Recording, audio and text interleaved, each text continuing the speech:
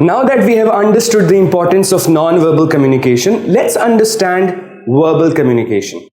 Now, verbal communication को समझने के लिए हम एग्जाम्पल लेते हैं गाने की. अक्सर औकात कोई गाना ऐसा होता है कि जिसके लिरिक्स हमें समझ नहीं आते, लेकिन म्यूजिक इतना प्लीजिंग टू ईयर्स होता है कि हम उसको सुनते रहते हैं और उसके ऊपर वाइब भी करते हैं. हमने देखा पसूड़ी एक गाना है जो कि कोक स्टूडियो की प्रोडक्शन है.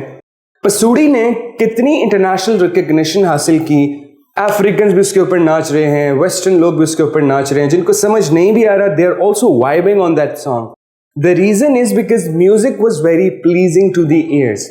Similarly, in communication, sometimes even the words are not that much effective, but the tone is effective. तो क्या होता है कि वो message pleasing two years feel होता है. आपकी जब टोन अच्छी हो या आपको ये पता हो कि टोन के साथ प्ले कैसे करना है, तो आप अपने मैसेज को ज्यादा इंपॉर्टेंट फील करवाते हैं अगले बंदे के लिए. It is not always what you say, but it is how you say it.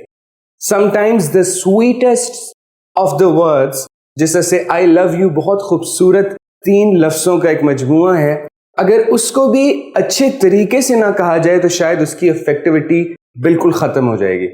Because it is not what you say, but it is how you say it. And how you say it में आपकी vocal variety बहुत matter करती है. आप कभी अपनी बात को एक्साइटमेंट में ऊपर लेके जाते हैं, कभी उसको नीचे लेके आते हैं, कभी धीमे लहजे के अंदर बात करते हैं, कभी नॉर्मल लहजे में लेके आते हैं. सो ये 3 स्टेट्स हैं. एक रोलर कोस्टर की तरह आप अपनी आवाज़ के साथ प्ले करते हैं ताकि आपकी आवाज़ के अंदर इंपॉर्टेंस समझ आए. या कोई सॉरो या ग्रीफ की बात करनी है तो आप बिल्कुल अपनी आवाज़ को नीचे कर लेंगे ताकि आप कम्युनिकेट करें अपनी आवाज़ से कि मैं इस बारे में काफ़ी गमज़दा हूँ. या अगर कोई एक्साइटमेंट वाली बात है तो you will louder your tone and you will bring more excitement in your tone in order to communicate that I'm very excited about it. So that's how you kind of play with your tone, because verbal matters a lot. It is the second most important thing after non-verbal communication is how you play with your tone. अब इसमें एक और चीज़ ये होती है कि इंसान की सबकी अपनी अपनी पिचेस होती हैं. हमारा जो वॉइस बॉक्स है उससे अंदर मुख्तलिफ साउंड करने वाली आवाज़ें निकलती हैं.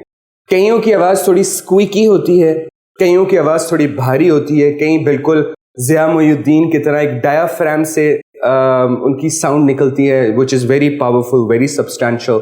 तो अक्सर लोग ये समझते हैं, ये मिसकंसेप्शन है कि जो आवाज़ है ये एक दफ़ा मुझे मिल गई है और मैंने सारी ज़िंदगी इसी के साथ रहना है. ऐसा बिल्कुल नहीं है.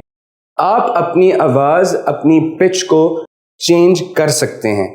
And it is very much possible. I used to have a very squeaky voice. And people used to make fun of that squeaky voice too. Even my relatives used to make a lot of fun.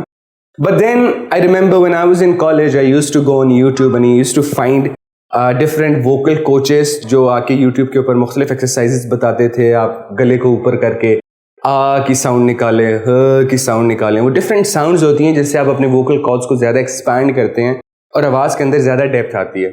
तो अगर आपको अपनी आवाज़ पसंद नहीं है कि the way you sound, what you can do is that you can do different trainings और you go on YouTube. YouTube is the best university.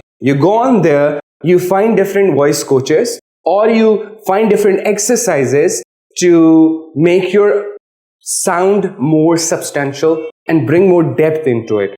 Because again, I told you, if verbal is not good, even the message is very important, it will lose its importance because it feels like a noise to ears instead of a music to the ears. So become a music instead of a noise.